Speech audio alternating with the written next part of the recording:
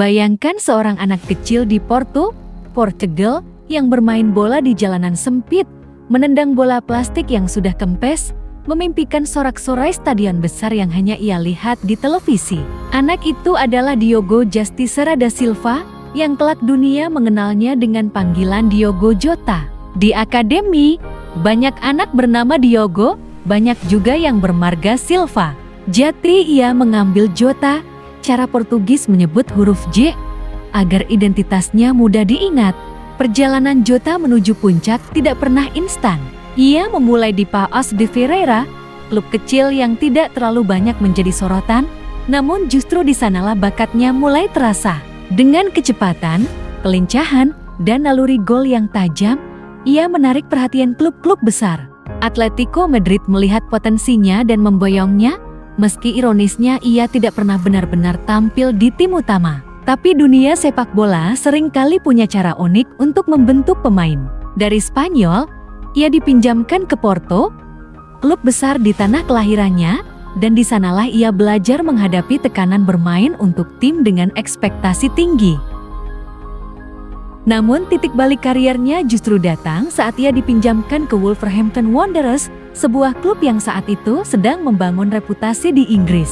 Bersama Wolves, Jota menjadi motor serangan, mencetak puluhan gol, membantu mereka promosi ke Premier League, dan memperkenalkan dirinya kepada jutaan penonton baru di seluruh dunia.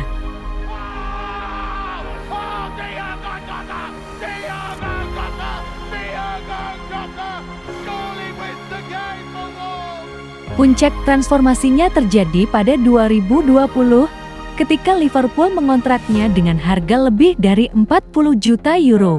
Banyak yang awalnya meragukan apakah ia bisa bersaing di tim yang sudah memiliki trio mematikan, yaitu Salah, Man, dan Firmino. Tapi Jota membungkam keraguan itu dengan cara terbaik gol demi gol, assist demi assist, dan penampilan konsisten di laga-laga besar.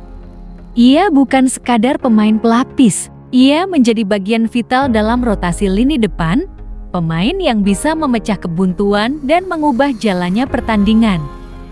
Selama 5 musim, ia mencatat 65 gol dalam 182 pertandingan, meraih gelar Premier League, Piala V, dan EFL Cup. Di tim nasional Portugal, ia bukan hanya pemain pelengkap Cristiano Ronaldo, tapi juga pencetak gol penting di Nations League, termasuk membawa negaranya menjuarai turnamen itu 2 kali. Namun hidup sering kali menghadirkan ironi yang tak bisa kita tebak. Pada 22 Juni tahun 2025, Jota menikahi cinta masa kecilnya, Ruth Cardoso. Mereka sudah bersama sejak remaja, melalui jatuh bangun karier, cedera, kemenangan, dan kekalahan. Mereka punya 3 anak kecil yang menjadi pusat hidupnya. Tak ada yang tahu, hanya 11 hari kemudian, dunia akan kehilangan dia selamanya. Dini hari 3 Juli tahun 2025, di Jalan A52 di Provinsi Zamora, Spanyol, Jota mengendarai Lamborghini bersama adiknya, Ander Silva. Perjalanan itu seharusnya biasa saja. Namun di tengah jalan, ban mobil diduga pecah ketika mereka sedang menyalip. Kendaraan melintir, kehilangan kendali, menabrak, lalu terbakar hebat. Laporan resmi polisi menyebutkan bahwa keduanya meninggal di tempat. Kabar ini menyebar cepat dari media lokal hingga portal berita olahraga dunia.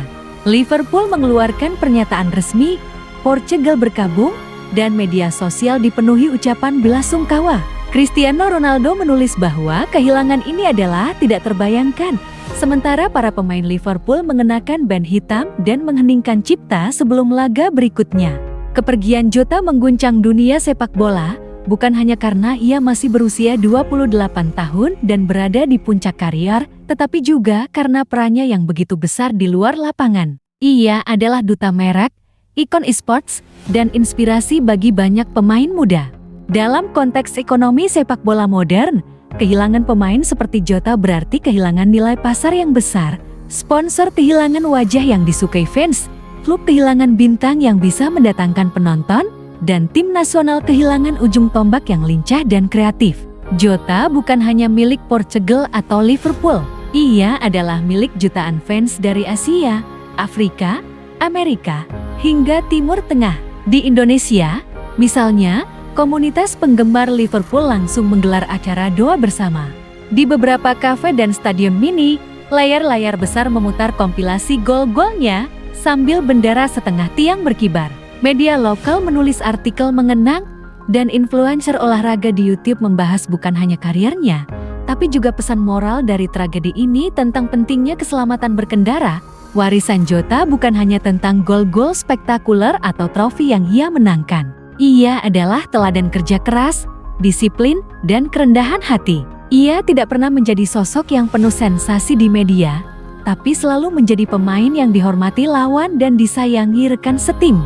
Diogo Jota memang telah pergi, tapi gol-gol yang ia catat untuk klub dan tim nasional akan abadi. Selamat jalan Diogo Jota, semua gol dan tarianmu di lapangan hijau akan kami kenang selamanya.